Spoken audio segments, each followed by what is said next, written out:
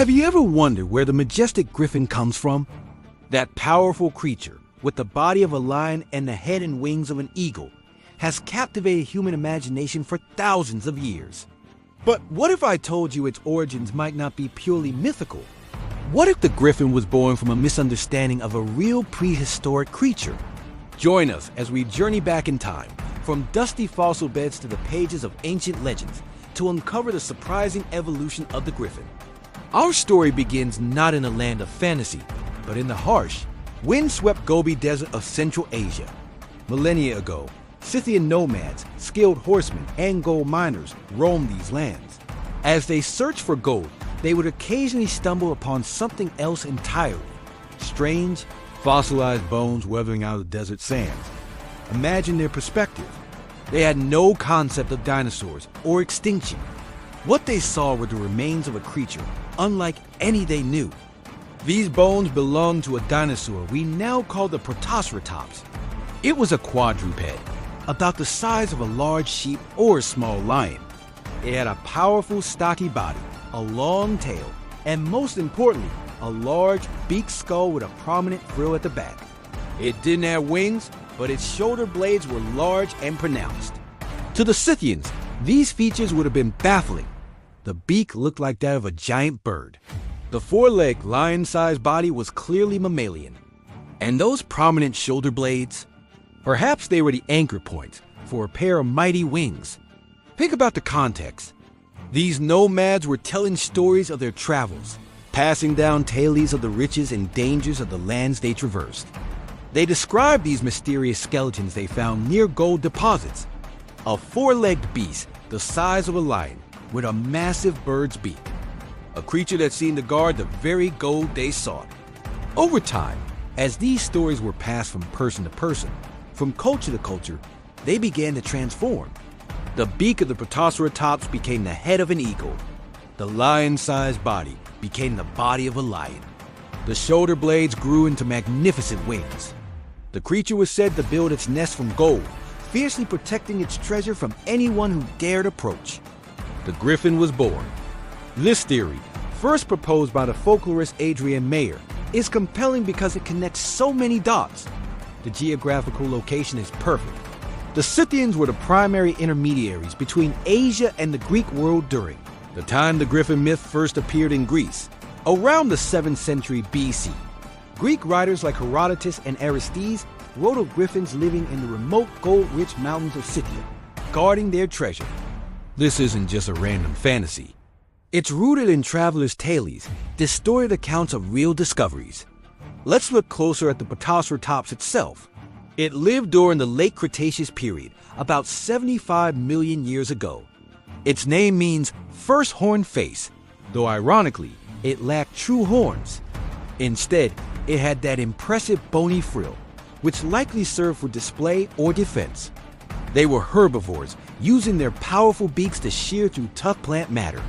Finding their skeletons would have been a common occurrence in the fossil-rich grounds of the Gobi.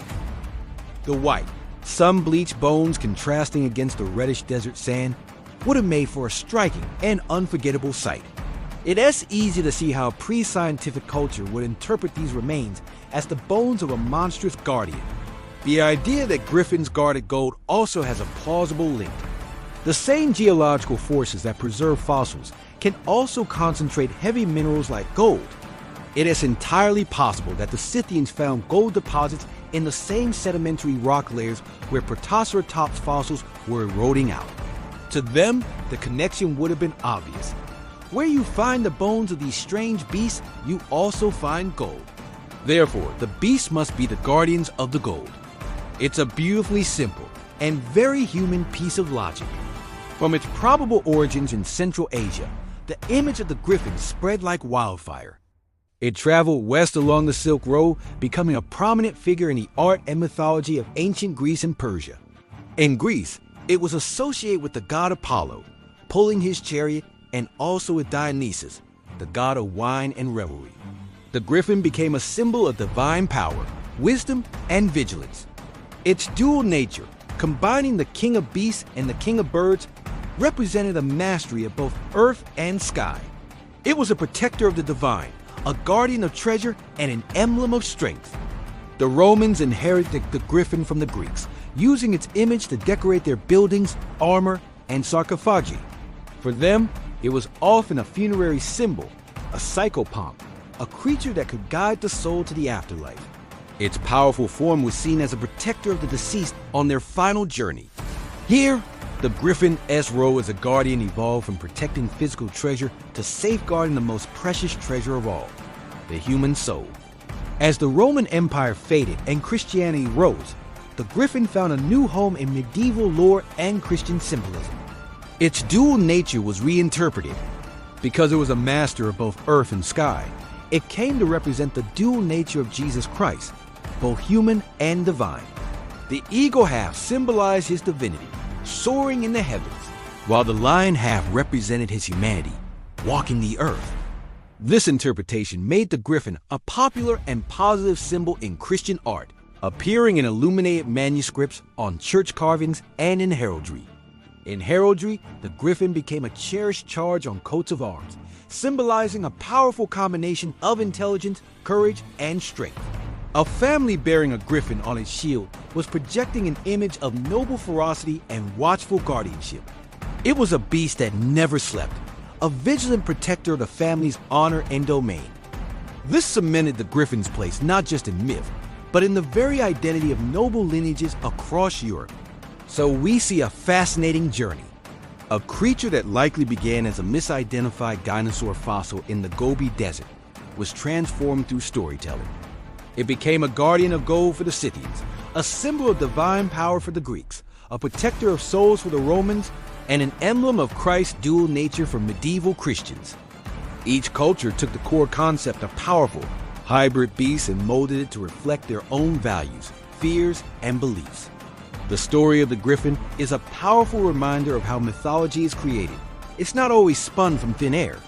Often, it's an attempt to explain the unexplainable, to make sense of a world full of wonders and mysteries. Before paleontology, what other explanation could there be for the bones of a beaked, four-legged monster? The griffin is a testament to human creativity and our innate need to tell stories, to weave narratives that connect us to the world around us, even a world that existed millions of years before us. From a pile of ancient bones to a timeless symbol of power and majesty, the griffin truly is a legend born from a fossil. Thank you so much for joining us on this journey through time. If you found this story as fascinating as we did, be sure to like this video and subscribe to our channel for more deep dives into the hidden histories behind our world's greatest myths. Let us know in the comments what other mythical creatures you'd like us to investigate. Until next time, stay curious.